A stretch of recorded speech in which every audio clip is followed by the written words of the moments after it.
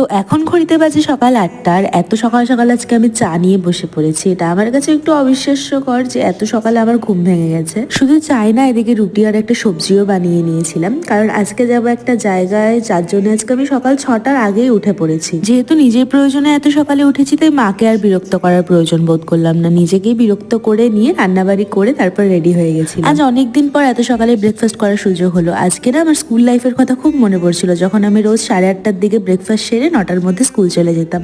তো যাই হোক, মোদ্দা কথা আসা যাক। তো আজকে আমাদের প্রেক্ষাগৃহে আসছে আমাদের চিফ মিনিস্টার, তো সেই জন্য আমাদের কলেজ থেকে যেতে বলেছিল। তো আমরা প্রথমে গিয়ে তো দেখি একদম ফাঁকা, শুধু আমরাই গিয়ে বসে আছি। হ্যাঁ, অবভিয়াসলি এটা জানা ছিল যে আমাদের গিয়ে বসেই থাকতে হবে, বাট এতটা যে ফাঁকা থাকবে সেটাও ভাবতে পারিনি। যাকগে, আস্তে আস্তে লোকজন বাড়তে শুরু করে, অর্থাৎ ভিড় বাড়তে শুরু করে, আর তার সাথে সাথে গরমটাও কিন্তু প্রচন্ড পরিমাণে বাড়তে শুরু করে। একে তো প্রচন্ড পরিমাণে বোর হচ্ছিলাম, তার উপরে এই গরমের মধ্যে খেয়ে নিয়ে একাকার কাণ্ড। সেজন্য আমাদের